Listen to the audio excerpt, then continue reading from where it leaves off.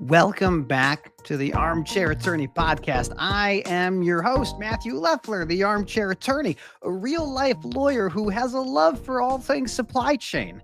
How does something get from one place to another? It is orchestration at the highest order. It's not an easy business. It's never been an easy business. It's been going on since time immemorial. How do I get the stuff that I need to the people that need it? Now, I have to start off by saying thank you to the folks that make this thing possible. First and foremost, all of you. Look, I know listening to a lawyer scream into the oblivion about topics can be distressing for some. And I love to share my knowledge, whatever I have, with the folks who are interested in learning about what it takes to make this whole thing keep going. I have to thank my friends at DAT. Dial a Truck. It's 1978. DAT has been helping people move freight. I got DAT hat. It's sitting right there.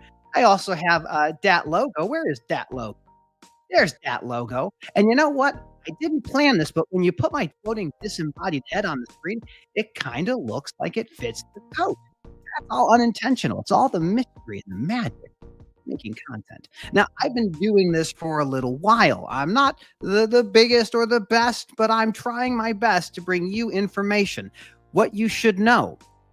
All of the regulations we've been talking about for such a long time are on pause. They're on hiatus. The Trump administration has come into power, and one of the first things they did was freeze the regulations. And so many of the things we've been thinking about, speed changes, having a national speed rate from the FMCSA, broker transparency, all of these things seem to be kind of going to the wayside. But that isn't why we're here today. Today, we are here because I am so excited to welcome my very special guest, Andrew Silver, to the program. I have been a fan of Andrew for a minute, and we share a lot of things in common. And I'm so excited because I've met him in passing, but really, I've never had a chance to have a conversation with the man. So I am so excited, and I'm excited for all of you. As always, this thing streams to a whole bunch of different places, LinkedIn, Facebook, X, or Twitter, as it used to be called. And then I take it and chop it up and put it into different places. But as always, I appreciate you for joining us. And I hope this conversation is entertaining and educational, because that's what we try to strive for. But without further ado, let me bring in my very special guest, Andrew Silver. Mr. Silver, how are you? You're really good at this. You got a soothing voice for a podcast, for radio. That's very kind of you to say. I tell this story from time to time. But when I was a little kid, Andrew, you go by Andy or Andrew? Andrew. So when I was a kid, Andrew, I had a speech impediment. I had a very substantial stutter. I took 5 years of speech therapy. I had vocal nodules. I had bumps on my vocal cords. And so I sounded like a blend of Porky Pig meets Donald Duck. And it was brutal. I to this day, I find it very cathartic for people to say some complimentary things about how I speak, because for a very long time, my friend, I did not like the way that I sounded. Yeah, that's got to be tough. I imagine, but as I was sitting listening to you, I was kind of just imagining myself sitting by a fireplace, Christmas, like hearing stories. Like, I don't know, that's where you took me. So I appreciate that. It was a good visualization.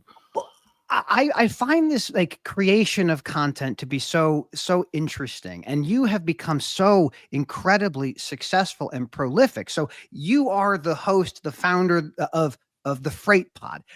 But before that, you ran MOLO, one of the largest freight brokerages in the industry, and you come from a long line of people in this business. So at what point in your life did you go, like, I want to be in trucking, I want to be in transportation? Or did that come kind of over a period of time?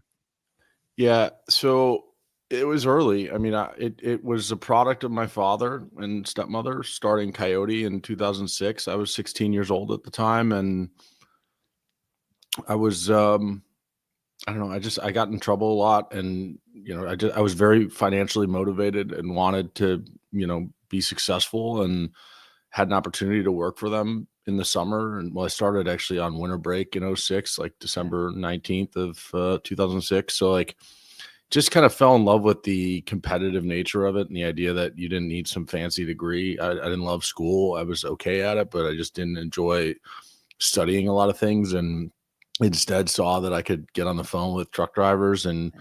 build relationships with them and compete with 22, 23-year-olds, and in some cases do better than them and make a lot of money. And so that's kind of how it all started. That's incredible. Like I don't know if you know, like from my background, but my dad got started at Roadway back in 1976, so right before deregulation. And so when I was born in '85, he had already spent nearly a decade at Roadway. And so I always knew that truck transportation and trucking was something that was incredibly important. But all I really knew was it meant like dad was gone a lot. He had to do a lot of traveling, a lot of stuff. I had a chance to work with them for a little while, and it was an incredible experience. But did you want to get into the family business, or did you say, "Oh, this is just an opportunity. Let's see what it's like," or did your father say, "Hey, you should learn what we do"? So I think my parents didn't really want me into the family business. I think they knew the risks of the challenges that come with family business, and it wasn't like the intent originally. And I carried for a long time, and it still kind of shows up a little bit, this insecurity around feeling like you're not good enough because you're part of the family, and that people don't respect you enough because you're part of the family. And so like that was something that I struggled with for a while, and I regret not dealing with it emotionally earlier in my life, because I would have had a greater appreciation and pride for working with family that has done such great work for a lot of people. And instead, I felt like this desire to be kind of separate of it. Yeah. It has its pros and cons, because I don't know if I ever start Molo if I didn't have that insecurity of being the son of these two very successful entrepreneurs that led Coyote. So I'm grateful from that respect, but I wish I carried it with more pride earlier in my life. I feel that. I had a chance. So my father started his own company in 1991. It was called Outsource Fleet Services. So he's a very literal man. In the 1990s, the trend was to outsource fleet services. So he's like, I'll just name the company that. And I look at it and say, my father had 4 kids. He had Josh, Matt, Jackie, and Outsource Fleet Services. And we all knew who the favorite one was. We all knew the favorite. But it wasn't until I got to work with my father from 2012 to 2018 that I got to really know him. Like I knew him as a father. I did not know him as a business owner and operator, and the people that he knew and the respect he had garnered over the years. And I am so grateful for that opportunity. But I remember the same kind of mindset. Like I shouldn't be here. I don't deserve this. I have no reason to be here other than this man put in a ton of effort to build something. But I look back on it now and go, my gosh, that foundation, you can't buy that foundation. That is something that is just inextricably linked to who you are. I mean, 100%. I echo all of what you just said. Well, you then say, okay, you're at your father's company. Like, I got to do something different. Did you leave before or after the acquisition of UPS with Coyote? It was after. Okay. It was. We got I think acquired in August of 15, and I left the business in April of 17. Okay. So Last as long as I did. After PE brought us, I was there for a year and a half. I'm like, I'm done. I got to do something different. Yeah, there were I had some frustrations, and I wasn't dealing with them effectively, and it just was time. It was time for me to go do my own thing. I'm glad I did when I did. Well, I've listened to a lot of your podcasts you've done. You talk about the genesis of Molo, but could you share for my audience, like what was the business? Why would you even start this, having seen what it's like to do this industry? What would say, okay, I'm going to do this thing on my own now? Yeah, so the idea of on my own too doesn't really apply, because it's like you go on your own and you're not really ever on your own. Like, right. It wasn't like I started it by myself. So I was surrounded by some really incredible people early. In fact, I had a non-compete I was sitting out for the first 10 months. So I remember that story. Our president and COO was Matt Vogrich, who was the first person I kind of talked to about it. And he had been working at IBM and wasn't like thrilled. He didn't feel like he was really inspired or connected to the work he was doing, and he wanted to make a bigger impact. And so he's like, yeah, I'm in. Yeah. And then the realization was like, okay, I can't work there for 10 months. You don't know what the hell you're doing yet. I need to get some people in here who understand freight and you can learn from. And was really lucky to find Will Jenkins and Stephen Mathis. Will had actually worked for me at Coyote. And I remember when he was so good. And I remember when he quit, I was like, I'm going to find you. I don't know where you went, but I'm going to find you. And I called up like all these brokerages pretending to be truck carriers. And I was like, can I talk to Will? He's my rep. And I don't know what you're talking about. Eventually found him, or he, whatever, we got connected, and he wasn't thrilled with what he was doing. And same with Stefan Mathis, who I think, that the story, the grass isn't always greener on the other side. I think both of them had found opportunities, but weren't fulfilled by them. And I said, let's start a business and see what happens. So got the three of those guys connected, and they got the thing up and running. The idea behind the business was, generally this industry is saturated. It's extremely competitive, and it's rather undifferentiated on the brokerage side. But I think there are ways to differentiate enough. Not so much that you could put it on paper and everyone would believe you, because I think a lot of the things that differentiate you in this industry, if you were to write them on paper, they would look the same as what a lot of people who can't follow through on certain things would put on paper. It's like what they would say they're going to do. And so the difference between kind of walking the walk and simply talking the talk, I think, is the origin for what we want it to be. And, my father has spoken about how, like, for the longest time, brokerage had such a negative connotation, and that's partly what Coyote set out to change. My perspective was that as companies get big and it gets harder to organically grow by large percentages year over year, there are other ways to, quote unquote, improve profitability, at least in the short term. And the bigger the company is, the more likely they are to take those shortcuts, especially once you get acquisitions in the fold. And so that was part of my concern. I think Coyote and now RXO is a great business, but I think back then what I was worried about was UPS starting to make some of the short-sighted decisions, because at any given point, if you're in a brokerage and you're large enough scaled, call it $1 billion plus, you can make the company more profitable by pulling one lever. Or multiple levers. And it's not that challenging. It's going to your customers, or not even telling them, but just reducing your acceptance percentage on primary commitments by 5 or 10%. That will get rid of the worst freight you have, and your margins will go up automatically. Like, not automatically, but they should go up. You could just start rolling more loads, and rolling loads is, in this context, is you say you're going to pick it up on Monday, but you can't find a truck at the low enough rate, so you just pick it up on Tuesday, pick it up on Wednesday. There are a lot of companies that these are daily practices to begin with, but my fear was bigger companies start to do that when they feel like they have no other ways to appease their shareholders. And so for me, what I saw, or what I felt like I saw in the industry, was an opening for a company to come in and be super focused on doing things the right way. Like, when we looked at our three kind of customers, as we described them, they were our employees first and foremost, our drivers and carriers, and then our shippers. Like, a lot of people just look at the customer. Yeah, the shipper is all that matters, because they pay the bills. I think about the employees first and foremost. So we tried to write down, like, all the things that we thought employees of brokerages didn't like about their organizations in our industry, and said, we're going to just do the opposite of that and make sure that we're super focused on creating the best possible environment for them. Because if we do that and they're happy and feel fulfilled by the work they're doing, it's fair to assume that you're going to get really great rewards, or kind of a great product for the other two types of customer you have, being the drivers and the shippers. That's right. So that was kind of our approach.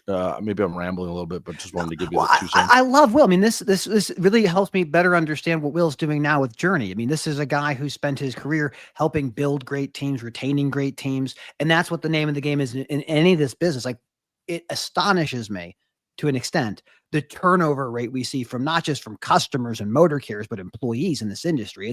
For the motor carriers, it's 100% in some cases. Brokerages might be a little bit less, but the non-competes probably make that a little bit more interesting.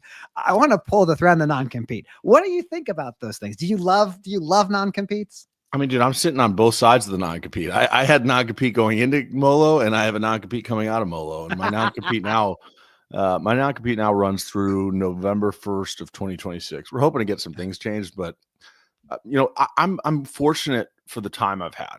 Yeah. To the time I've been sitting out. I got fired in March 9th of 2023.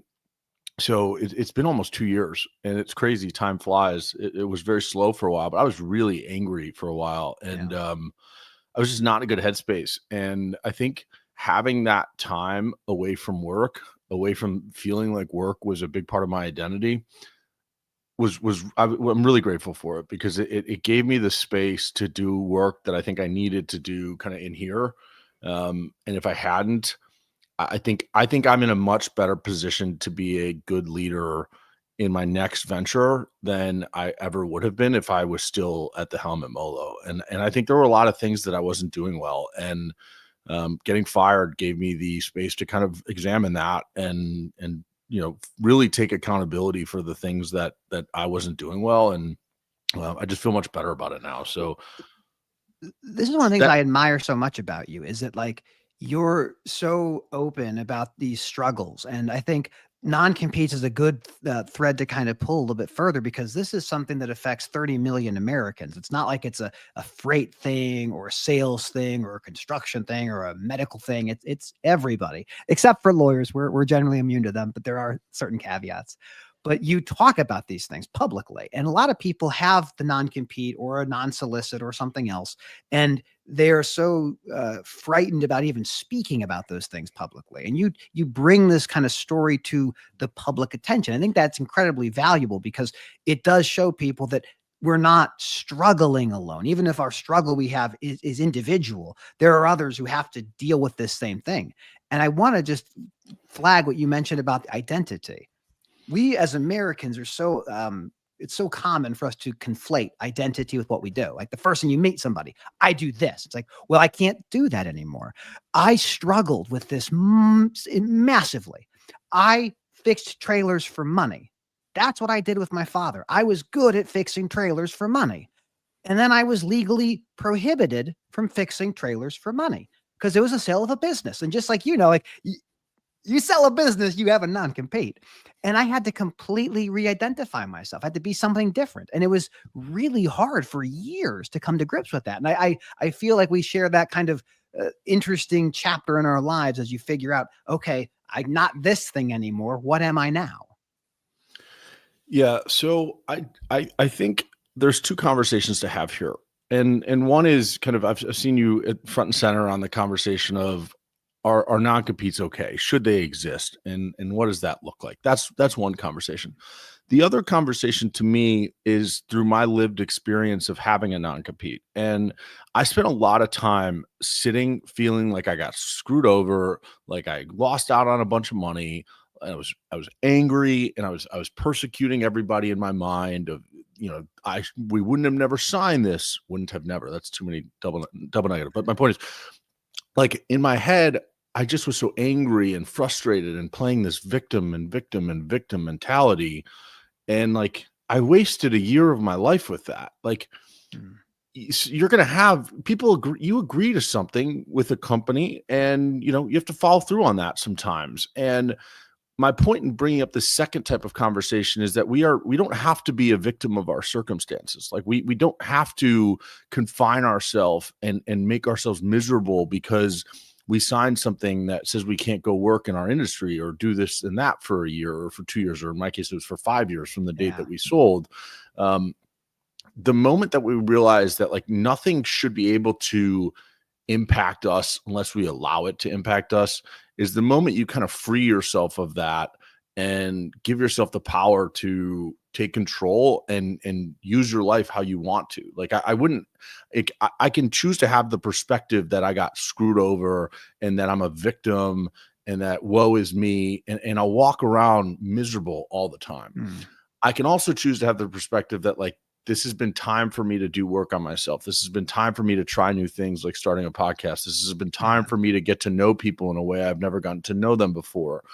And when I think of it from that perspective, I feel lighter. I feel there's an opportunity for joy and happiness in what I'm doing versus walking around miserable, angry, triggered all the time, frustrated. Like I got screwed here and this person got out of their non-compete and that's bullshit and this and that. Sorry, I swore, but you get what I'm saying? Like, I think the second conversation is, equally interesting. You're a lawyer, so I get why we could spend a lot of time on the first conversation. I could go all day talking about what I think is right or wrong about it, but I just think it's interesting to call out both parts of this. I think the second one you mentioned is the only one that makes sense to talk about. Because like for me, most people think my position on non-competes is we shouldn't have them at all. And I am very much not that case. My belief, and I think it's very similar to yours, is if a company wants you to sign this, you should have the ability to review it and get counsel if necessary, and then make a time to negotiate it, and then ultimately sign it or not sign it based on the advice of counsel. The thing that frustrates me about non-competes is that the vast majority are with people who make under $20 an hour. They can't afford to get someone for $500 to look at a document or in the time span that it's available. But I do think that you're right in the sense of you are bound by your things you sign, even if you don't understand them and even if they're not fair. When the FTC pushed out their proposed rule, I commented, I engaged with it, but I also knew that our Supreme Court was never going to let that stand. There's no way. There's no way. And then once we saw it get to Texas and the district court and they enjoined it and it was stopped, 30 million people are like, oh, what do I do now? It's like the same thing you've always done. Go find another job. And that's the part that gets me really upset, because people like you and me, we get a document like that. We know who we call. We know how long it takes. You know, I talk to the hiring entity and say, hey, I need 2 weeks. I got to talk with my lawyer.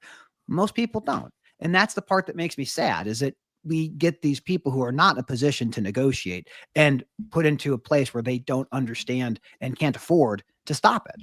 But I'm with you, man. I think the second argument or second conversation is, when are they appropriate, and what should we think about them? But what I love about your story is that you've taken that moment and turned that into something unique and profound. Some of the coolest businesses in the world, especially in America, were started by people who had non-competes. And they're like, okay, I can't do this thing, but I can go do that thing. And they go off and they make something incredible. And then you started your podcast. So I want to know, like, the story that goes between the time of you leaving Molo to the time of you saying, all right, it is time to make a record of what it is that I do and what I believe and who I want to talk to. So what was that story like for you? Yeah, so they overlap, to be honest. And you know, one of my negative patterns, behavioral patterns, is competitiveness and vindictiveness. And this is something I'm actively working on. Is I just went to this retreat called the Hoffman Process, and I'm hopeful it'll have been the best week of my life. It feels like it has been. I just got back a few weeks ago, but it's like deeply therapeutic and the most emotional experience that most people will ever go through.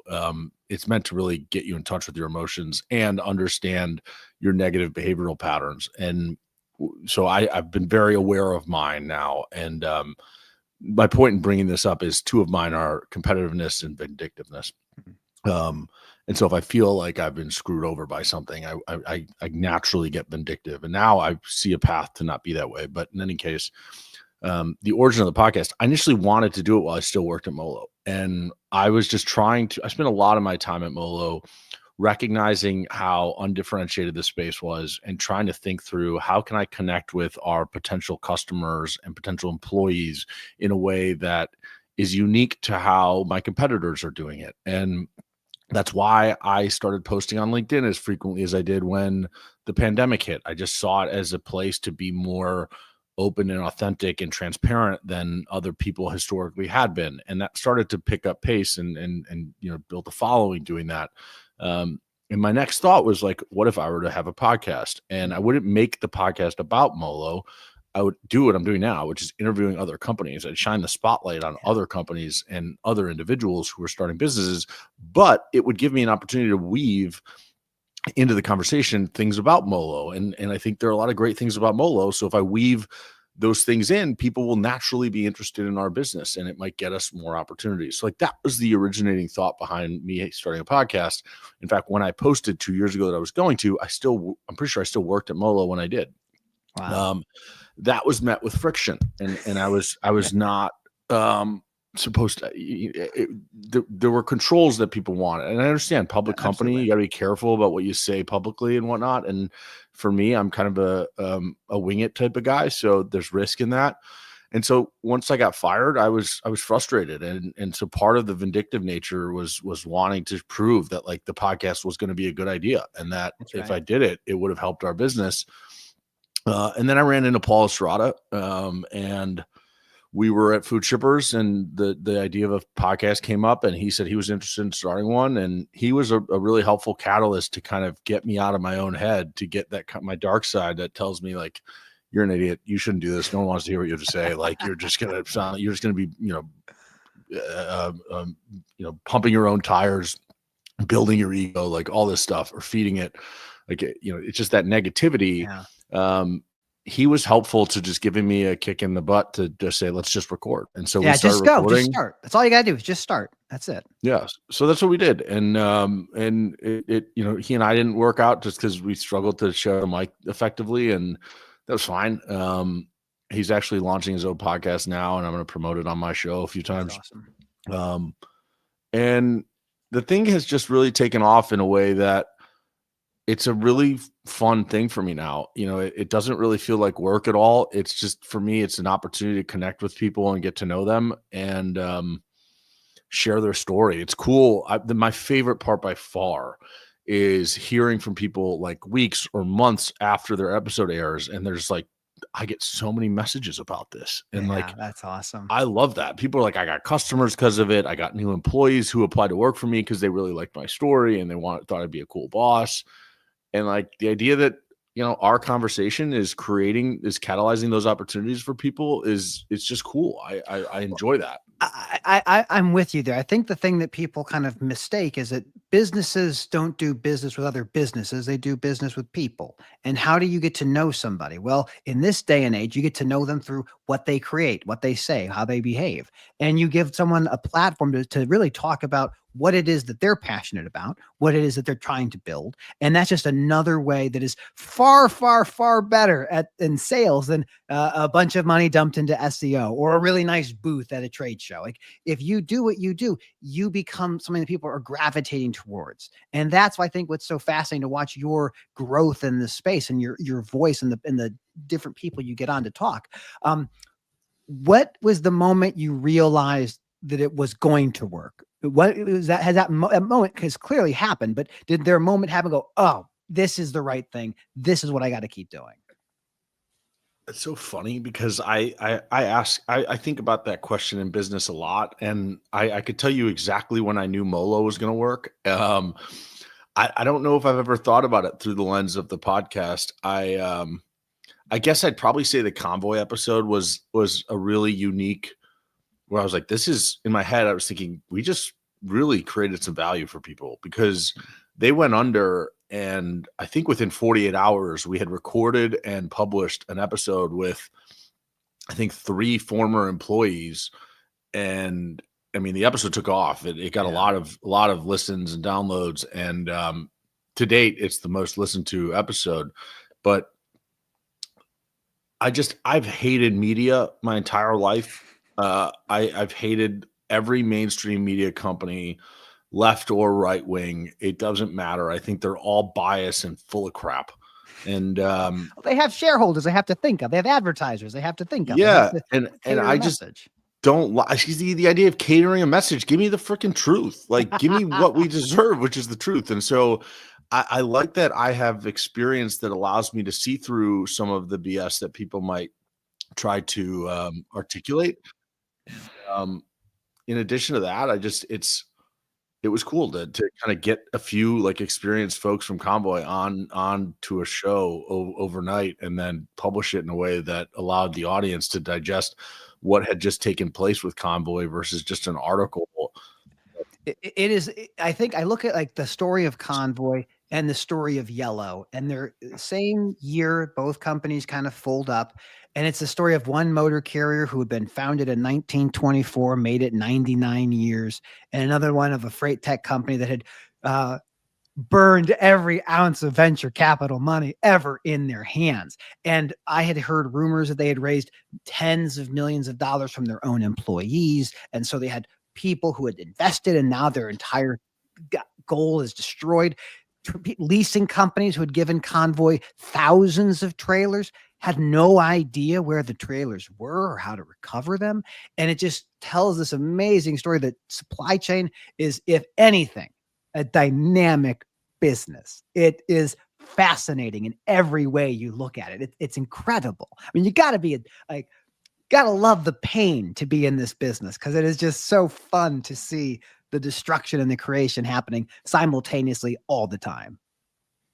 Yeah, it's what creates opportunity. Never waste a good emergency. Never waste a good, disaster. That's what you hear it from every good business leader. It's like That's right. it's always an opportunity for someone to step up. When something goes wrong, someone has to fix it. Hmm. And in our industry, things go wrong all the time. And the question is like, who's going to be the one to come in and clean up the mess? And that's usually the company that does well in the long run. Well, I want to get your perspective on something because I think you are uniquely positioned to kind of think about this question that I have been wrestling with for the last few probably years. If you look at the innovation in our business, the biggest innovation probably in the last 100 years, in my opinion, was containerization. The idea that we're going to shift from having everything kind of on a boat to a process systematized globally so that every single port functions in some level of equivalency. And that was the 50s, the 60s, and the 70s. We saw the longshoremen in the 1970s strike for almost 3 months, 4 months or so. And then you saw deregulation in 1980. The unionized motor carriers, the yellow CF, the roadways, they begin to fade. And we finally see the death of yellow in 23. But now there's this age, I think of it as the age of automation. We have carrier sales reps that are robots. We have the offshoring that was such a great trend is now in some cases automated. I just saw just a few minutes ago, Kodiak put out a video about using off-highway autonomous trucks. The FMCSA is still thinking about what level 4, level 5 looks like. But how do you think about this from the perspective of someone who's run a business that had to deal with the payroll every 2 weeks, probably the stress that gives? Where do you see this business going? Are you excited about it or are you trepidatious? Like, how do you feel? It's a little bit of both. We've yet to see end-to-end automation work in a way that completely removed the human element in some parts of the business. That's where the question still lingers. And if the answer is yes, you can automate it away, then this business changes massively.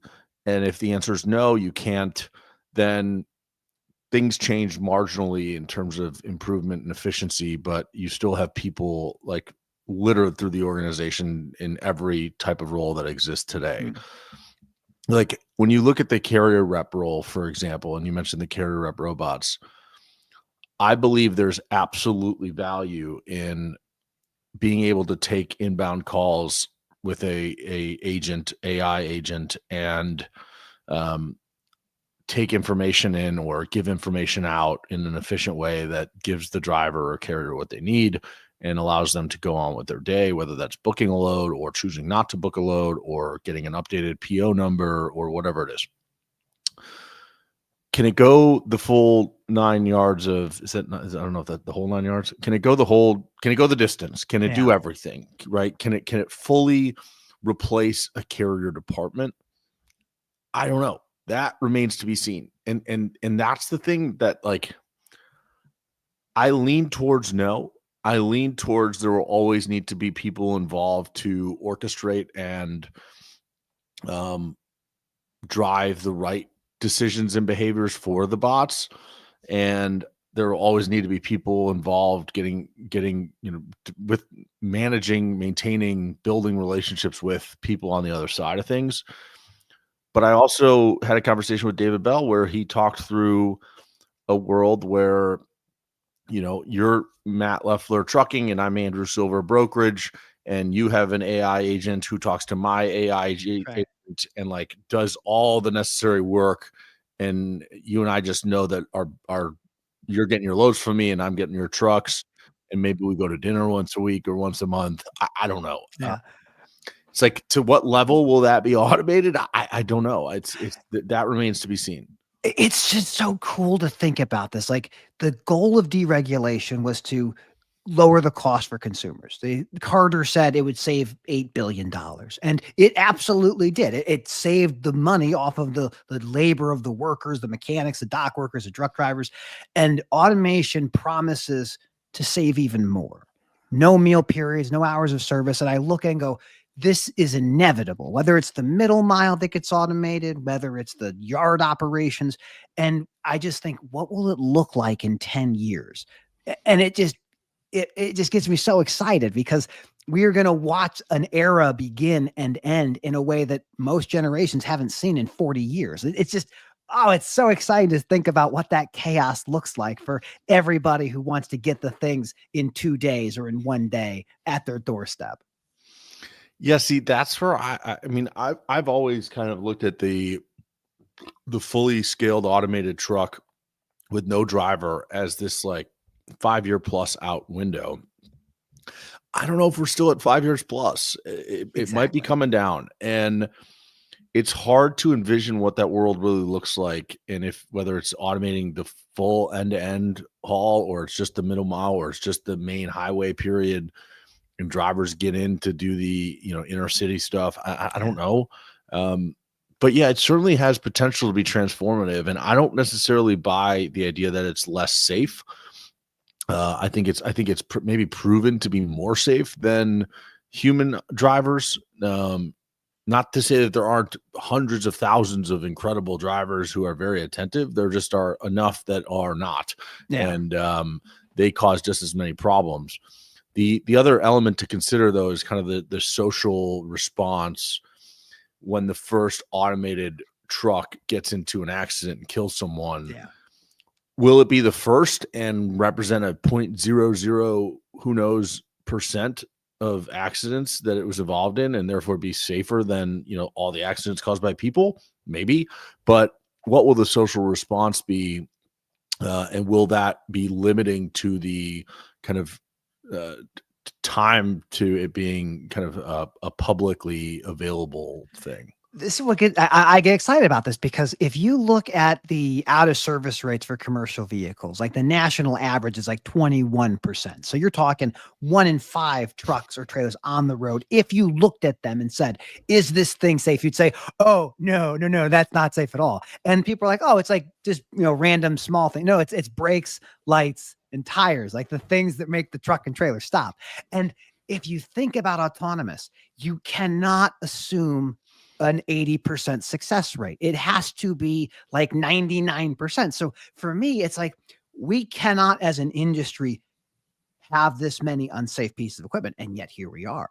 So maybe the pathway does allow us to get into a safer operating equipment. And I, for one, welcome our robot overlords, Andrew. I'm very happy. I will betray the humans at the first opportunity. I've been very clear on record to all the interwebs. I am on the side of the robots. I don't understand them. I just don't get it.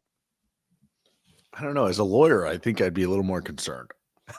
Well, so it seems like your job's one of the first to go.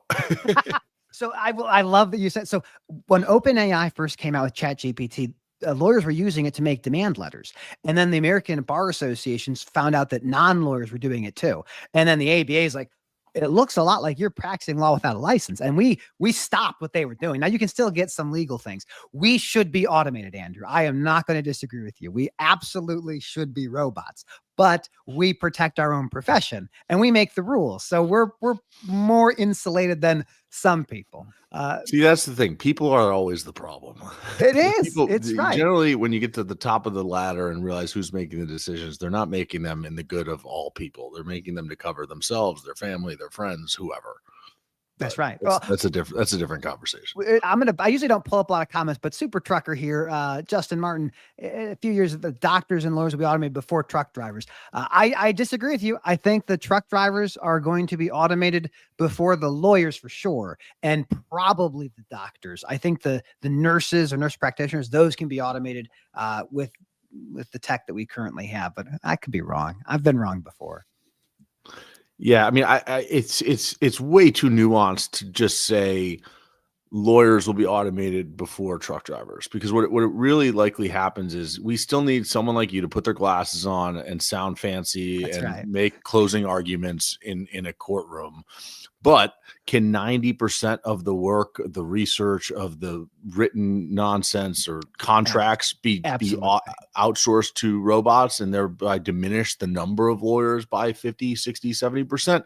Yes, probably. There's a podcast that I've been meaning to listen to. I saw just a clip of it of Chris Sacca I don't know if that's how you say his last name, on Tim Ferriss. And he literally, the first thing he's like, would I send my kid to law school today? Absolutely not. So, I mean, his perspective, he's on your side. He believes that like AI is going to be the end of all of us, and that we're just generally screwed. But I'm 100% with you. And Super Trucker mentions document review. You're exactly right. Now there's a lot of reasons why people should go to law school. There's also a lot of reasons why you shouldn't go to law school. I think those are always one of the things I love that you talk about. That just as a segue, like mental health. So in my profession, the profession of lawyers, we have some of the highest rates of substance abuse, problematic drinking, depression, anxiety, all of these things.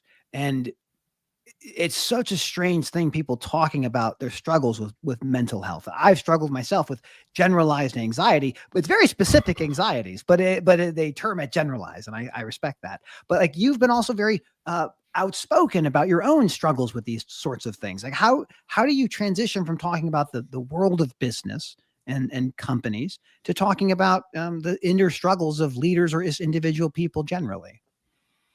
How do I transition from that? I mean, you just forced me to transition. I did. I'm very good. You ask a question that takes us from talking business to talking mental health, and now here we are. Right. Absolutely. I mean, listen, there's a reason I don't script any of my podcasts, and I didn't ask you in advance for any of the questions. I think anything's available. We should be open and honest and transparent and as authentically ourselves as we can be. So,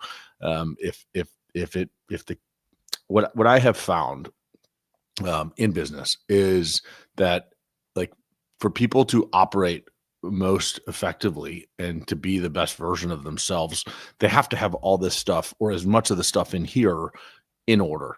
And people like myself who've never taken the time to work in here and work in here, maybe more importantly, being the heart and your emotions. In a lot of ways, I could be very destructive at work and cause more harm than good, as a product of being reactive and defensive and thin-skinned, like things like that. And it takes a lot of work to develop awareness to our own negative behavioral patterns, and then be willing to kind of have compassion for ourselves for, why we are the way we are. And that opens the door to then create new kind of neural pathways to behave differently. And rather than being defensive, to be someone who can listen openly with compassion to understand why someone's feeling the way they are. And when you think about management, that's a critical component of being a good leader, is the ability to hear your people, understand them, and help them resolve whatever conflicts they're going through.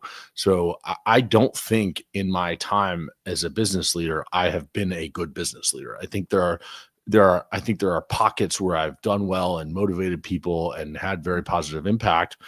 But I think throughout my time as a leader, I never really had my shit together, so to speak. And as a result, I never could be a super effective leader in that I was consistent all the time. There was a Jekyll and Hyde element to how I led people. And it's one of the reasons I most look forward to getting back into leading a business and leading people, is because I just think coming out of the Hoffman process that I went to, and I just feel like a different person in a lot of ways. I feel like I have a new perspective that is going to allow me to engage with people in a much healthier way that, I don't know. I just feel more ready. As you look at the future and what your next leadership role might be, do you want to stay in the world of freight? Do you think of yourself in the brokerage space, in the carrier space, or something totally unrelated? Like, how are you viewing what the future might be for you? Yeah. There's an avenue potentially to get back into brokerage in the near term. It would take a number of things going right, and essentially deals to be made, but we'll see. I would love to get back into brokerage. I miss brokerage. It's what I know really well, but I no longer feel kind of restricted to brokerage, in the sense that, like, I used to feel like the only thing I could do was broker freight. And that was the dark side telling me that I'm not good enough at doing other things, or I can't learn new things. And I no longer believe that. I have a higher level of confidence in myself. And if I understand myself well enough, it's not necessarily about the specific business as much as it is how I can engage with the people in the business and make sure that, our potential customers, we can engage with them in a way that allows us to add value, so that we can grow a business. So it doesn't have to be brokerage. Brokerage is kind of where I come from. So I wouldn't be surprised if it is, but we shall see. I don't know. And when is do you have a date set up for like the non-compete is gone, kind of a party set up at this point? Do you have, what is that specific date? Do you have that? No, yeah. I mean, the date's November 1st, 2026, but I'm telling you, man, I've got this different perspective now where like before I was counting the days at one point. I mean, I remember when it was like 9, whatever, how many days left.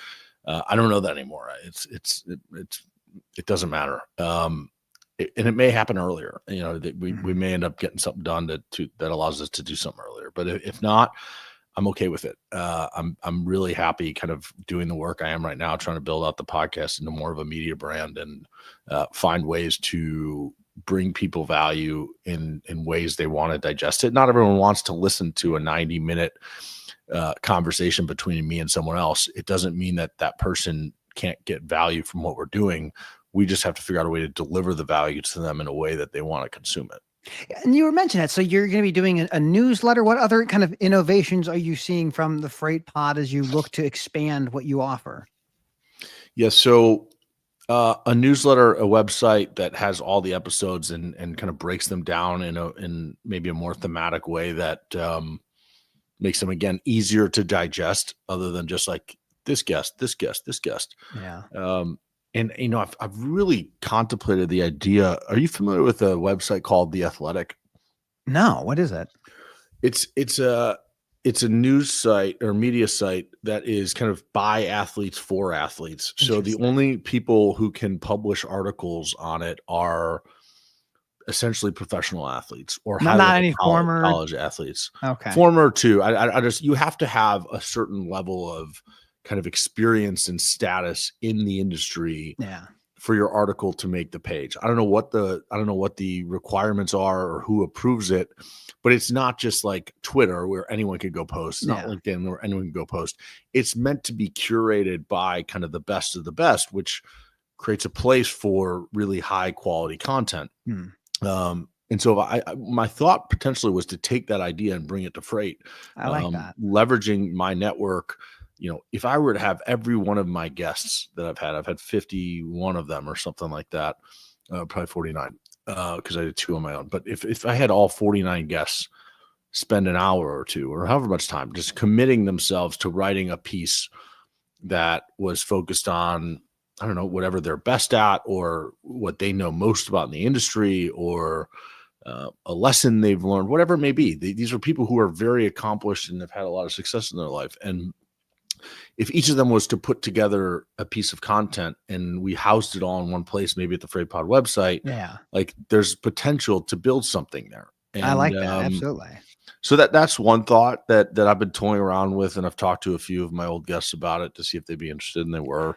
Were you an athlete growing up? I played a lot of sports, and what did you play? What were your sports sports? more than anything. Football, basketball, baseball were the ones I was on teams on. Okay. I played soccer a little bit as a kid, and I golf a lot now. Okay, what year did you graduate from high school? Because this is the part. This is the nuance. Like Chicago suburbs. I grew up in Vernon Hills. I graduated in 2003. I think I'm older than you, but yeah, you're a little older. I graduated in 2008.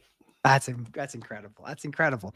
So one of the first times in my life I had to kind of reinvent who I was. When I was in high school, I was a really, I was a good track and field runner. I was okay at football. I had a chance to compete at Division II, but I wasn't that good. I'm 5'6". I'm never going to be 6 feet tall. But in 2003, I got a chance to be the second place finisher in the boys 400 meter dash in the state of Illinois. I got a scholarship to compete at Western Michigan, and it was Mid-American Conference. And they canceled our program after the first few months because no one wants to watch adult men run in ovals. I can attest to this. There was no one in the stands. And I had to reinvent myself because I transferred to University of Illinois. They offered me the ability to walk on. I knew I was never going to be a Big Ten champion. It was never in the cards for me. And so I had to just say, okay, I'm not this thing anymore. What am I going to be next? And it took a lot of time. And I think what I love about your story is you're kind of the same methodology of you throw everything into what you do and you do it well. And then when you have to stop and do something different, whether you want to stop or you're told to stop, you're able to do that. And maybe it takes a little more time to get what the next thing is, that we all figure out what we want to be when we grow up. But I love that part of your journey to go from running a very successful company, selling to a publicly traded company, which is incredibly interesting to do, and then go on to make one of the most successful podcasts in our space. It's just an interesting, phenomenal story. I appreciate that. When you sum it like that, it sounds a little easier than it was. And there were a lot of down parts to the story. So it wasn't like a linear, just to the moon exponential growth type deal, which would not be linear, but in any case, yeah, ups and downs. I think that what I would say is even if there are setbacks, it is a direction that you are advancing towards. And that is something that I think so many people fail to appreciate. Is it really, at the end of the day, it's the next step. It's the next step. It's the next step. I remember talking to my middle son so he didn't want to do something. I was like, he did not want to do it. I said, do you know how you eat a shit sandwich? And he starts laughing. He's like, no, how do you do it? I go, one bite at a time. One bite at a time. That's it. That's all you got to do. You don't think about what happens in 10 years. That's not the job right now. The job is, how do you go to the next thing? And that is why I love what you do, because you are a force of nature. And it is incredible to watch what you've built in the time that you have. And then just knowing like the next thing is happening, then it's always towards that direction. So I love, as watching as you kind of gone through these challenges, it's just phenomenal. And there are setbacks. There are things that are very depressing. I know I've had my own dark moments, but at the end of the day, you look back and go, look how many steps we made it. We made it pretty far. Mm-hmm. I'm with you. I appreciate that. Well, where can people find you? I know you're going to be at Manifest. I will not be at Manifest, but you will be at Manifest. Where else are you going to be this spring? I'll be at Food Shippers. I believe I have not booked any trips, so I don't know. I mean, I'm in Chicago all the time, and I'm trying to do my best to network more and spend less time doom scrolling and more time sitting face to face with people, whether it's like this on a Zoom or whatever app we're on, StreamYard,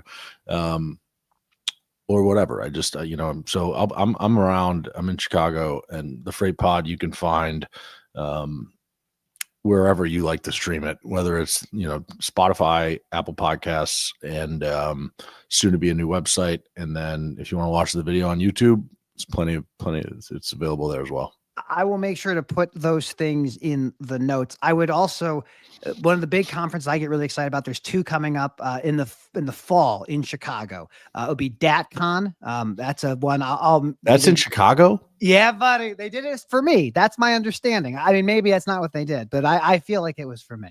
If that's how you see it, that's how it is. And then you have the Journal of Commerce, the Inland Distribution Conference. And that one, you should absolutely be at that one. I told Eric I would do a live Freight Pod episode there. So I will be at the JOC conference this fall. There you go. Well, it is my favorite conference. I've been to a lot of really interesting places, but for the amount of shippers you find, the expertise, the rails that are there, it's phenomenal. I've never been to TPM. I don't want to go back to California. I love California. I was born in California. I have no desire to go back to California. That's fair. Well, Andrew, I just want to thank you for making time to talk with us today. Are there any final things you want to leave us with as you go about doing all the things that you keep doing?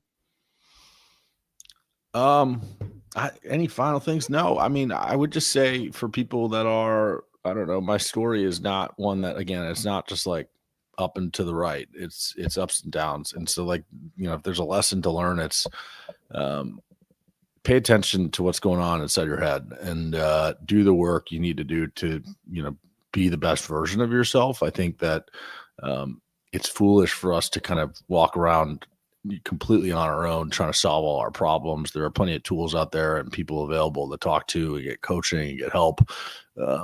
biggest mistake I ever made was thinking that I could split my personal and professional life. And as long as I was successful in my professional life, it didn't matter if my personal life was a mess. And I regret that deeply because it just took me way too long to start doing necessary work for myself. So, that's my 2 cents.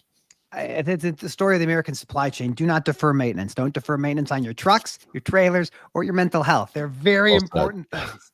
Well, Mr. Silver, thank you for joining us. There he is, Andrew Silver. Folks, I cannot thank you enough for all the folks who've tuned in, who've commented. We'll get back to all of you over time.